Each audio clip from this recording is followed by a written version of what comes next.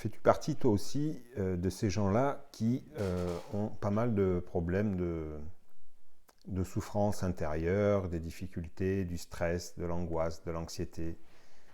Est-ce que toi aussi tu fais partie de ceux qui parfois ont des nuits très compliquées, difficiles et qui font des insomnies à répétition? Est-ce que toi aussi, tu fais partie des gens qui auraient une tendance à une forme de dépression, qu'elle soit plus ou moins accentuée? Est-ce que tu ferais partie aussi de ceux qui sont dans des émotions négatives et difficiles à gérer au quotidien, qui ont des idées ou pensées noires, des pensées qui semblent être négatives, qui tournent en boucle et qui font souffrir en fait à l'intérieur? Est-ce que toi aussi tu fais partie de ces gens qui ont un quotidien qui est compliqué à gérer parce que il y a toujours quelque part une forme de mal-être ou alors c'est pas forcément tout le temps, mais disons à répétition, ça devient récurrent et puis en fait, tu n'es pas bien dans ta vie, quoi. Tu gères mal, tu sais pas comment gérer, tu subis en fait tes émotions, tu subis ton stress, tu subis tes angoisses, tes anxiétés, tu as des pensées qui te font pas du bien et au final, tu n'es pas très heureux dans ta vie et c'est compliqué et tu en souffres beaucoup. Alors écoute, voilà, il existe de nombreuses solutions, il en existe plusieurs. Aujourd'hui, on en propose plein dans le développement personnel.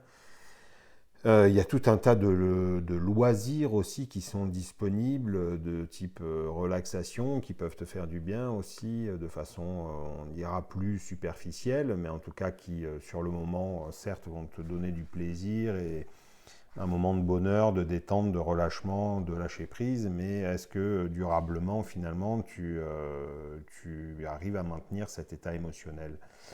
Ou bien est-ce que ça finit par revenir, quoi qu'il en soit, une fois que cet événement est passé et que cette espèce de vague, cette onde de calme et de bien-être est repartie comme elle est venue en fait? Eh bien, il existe plusieurs solutions. J'en ai exploré de nombreuses, j'en ai exploré plusieurs. À tous les niveaux. Ça fait 15 ans que je suis dans le développement personnel et l'accompagnement, la formation, le coaching. Et je me suis rendu compte de l'inefficacité de nombreuses disciplines, ou en tout cas une efficacité qui est de l'ordre assez superficiel et qui va t'aider, mais qui va t'aider seulement sur le moment en fait et pas sur du long terme. Alors en fait il existe plusieurs approches différentes et à chacun de voir où est-ce qu'il est appelé, qu'est-ce qui l'intéresse, qu'est-ce qui le motive à faire, quelle direction il souhaite et quel choix il souhaite prendre pour améliorer son quotidien et sa gestion des émotions personnelles, de son état de bien-être intérieur en fait. Et celle que j'ai trouvée pour moi le plus efficace en tous les cas, c'est l'approche, on va dire, avec une connotation spirituelle de la vie et qui passe par le biais de être dans la pleine conscience du moment présent. Parce que finalement, les angoisses, les anxiétés, le stress, c'est dû à ton mental qui va et vient entre le passé et ce qu'il a en mémoire, et ce qui revient, ce qui se souvient, ce qui se rappelle, et ces histoires qui reviennent en boucle. Et aussi cette espèce de forme euh, d'attachement à qu'est-ce qui va se passer après.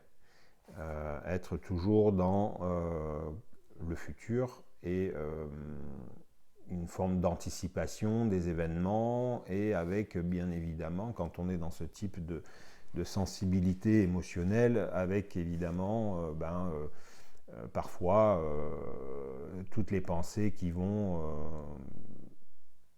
avoir une vision négative de ce futur, parce qu'il est basé sur une forme de peur.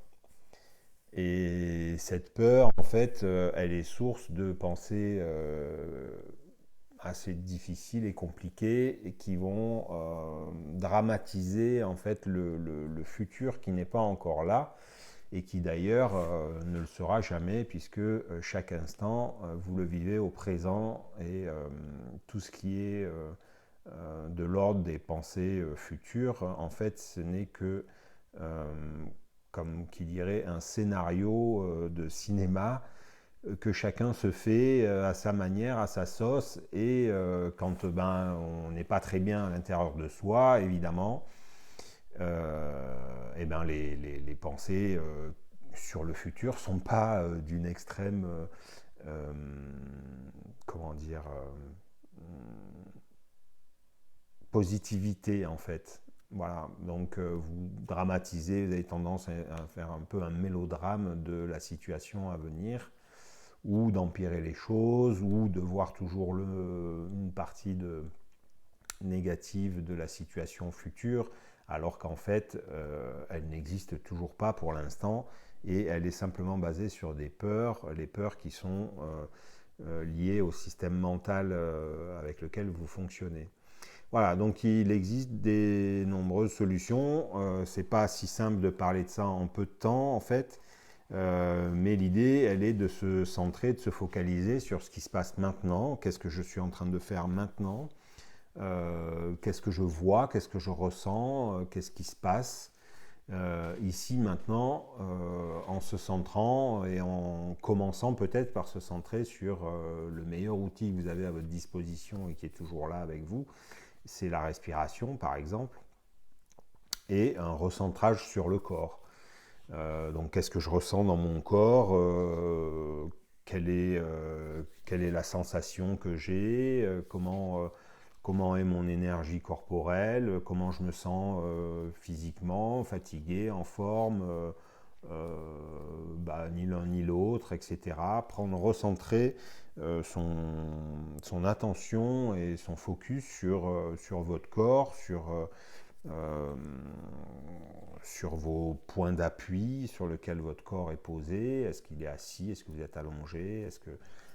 Comment vous êtes? Est-ce que vous êtes debout? Voilà, ressentez les énergies et ce qui se passe dans votre corps. Prenez conscience de votre respiration parce que c'est le meilleur outil que vous puissiez avoir pour reprendre conscience de ce qui se passe maintenant.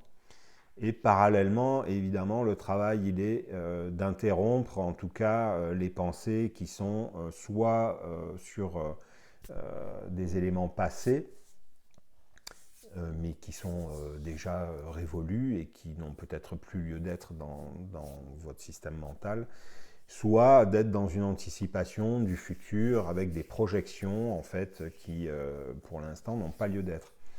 Donc focalisez-vous là et recentrez-vous sur votre corps, votre respiration, sur ce qui se passe à l'intérieur de vous, sur vos 5 sens éventuellement. Et ça vous permettra de commencer à faire un exit des pensées qui sont là et qui tournent en boucle.